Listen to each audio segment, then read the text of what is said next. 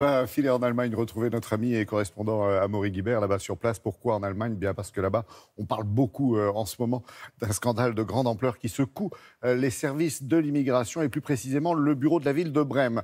Bonjour Amaury, pourquoi cette affaire qui est a priori quand même assez locale fait-elle autant de bruit outre-Rhin?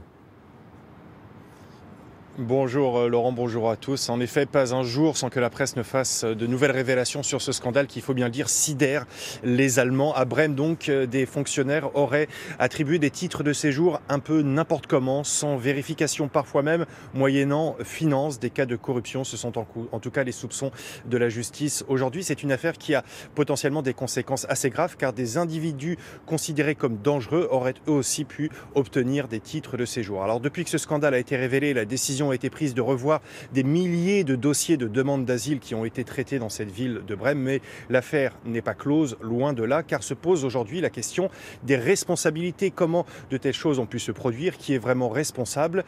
Et vous allez voir dans ce sujet réalisé avec Brice Boussoir et Julien Méchaussy que ça pourrait remonter jusqu'à la chancelière Angela Merkel. Le scandale a éclaté ici, dans les services d'immigration de la ville de Brême. Des centaines, peut-être des milliers de demandes d'asile auraient été acceptées frauduleusement. On parle même de cas de corruption. D'après ce que nous savons aujourd'hui, je dois dire que ce qui s'est passé à Brême relève de la fraude à l'asile, des actes punis par la loi, des actes qui impliquent plusieurs personnes. Ce n'est pas pour rien que le parquet fédéral a ouvert une enquête. La situation est si grave que le ministre de l'Intérieur en personne a dû venir s'expliquer devant les députés et faire cette déclaration à la presse. Je souhaite m'excuser auprès de la population pour les erreurs commises au sein de l'administration. Nous mettrons tout en œuvre pour faire la lumière sur cette affaire et corriger les failles du système. Un système qui a failli ou qui n'a pas eu les moyens de faire face à l'afflux de migrants. Cet homme, l'ancien directeur général des services d'immigration, affirme avoir alerté le gouvernement et même la chancelière en personne. Alors qui savait quoi? Depuis quand? Tout va se jouer désormais au Bundestag. Le parti d'extrême droite notamment s'est emparé de l'affaire et réclame une commission d'enquête. L'échec des responsables politiques, le fait que l'administration était débordée, ce sont des thèmes que nous voulons porter devant le Parlement. Et voilà Angela Merkel sous pression, cible des attaques de l'opposition, une nouvelle fois en raison de sa politique migratoire. Amaury, dites-nous ce que risque concrètement en fait la chancelière Angela Merkel.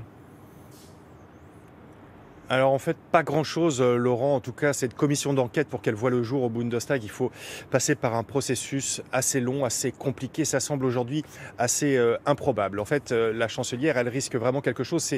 C'est sur le plan politique, car cette affaire pourrait faire des dégâts dans l'opinion et lui coûter des points de popularité, car Angela Merkel doit une nouvelle fois défendre cette politique migratoire qui est une nouvelle fois sur la sellette. On est 3 ans après la crise des réfugiés, mais elle doit encore et encore défendre son bilan, alors qu'Angela Merkel, elle aimerait bien passer à autre chose et qu'on arrête d'en parler. Mais voilà, elle doit faire ça, défendre son bilan. Elle a encore dû le faire mercredi dernier lors d'une séance de questions-réponses assez inédite au Bundestag. Elle a évidemment été interrogée sur ce scandale à Brême et sur l'ensemble de sa politique migratoire. Elle a une nouvelle fois défendu les décisions qui avaient été prises en 2015. Elle a dit que le gouvernement avait pris les bonnes décisions, mais elle a aussi reconnu que tout n'avait pas été parfait, qu'il y avait eu des dysfonctionnements. Et hier soir, à la télévision publique allemande, Angela Merkel a une nouvelle fois reconnu des dysfonctionnements. Elle a pris sa part de responsabilité. Alors, est-ce que ça va suffire à éteindre l'incendie déclenché par ce scandale de Brême? On verra, mais on sait aussi que Angela Merkel a une vraie capacité à se sortir de situations politiques très difficiles. C'est pas pour rien qu'elle est au pouvoir depuis 13 ans maintenant. Effectivement. Merci Amaury et bonne journée à Berlin, bien sûr. Allez.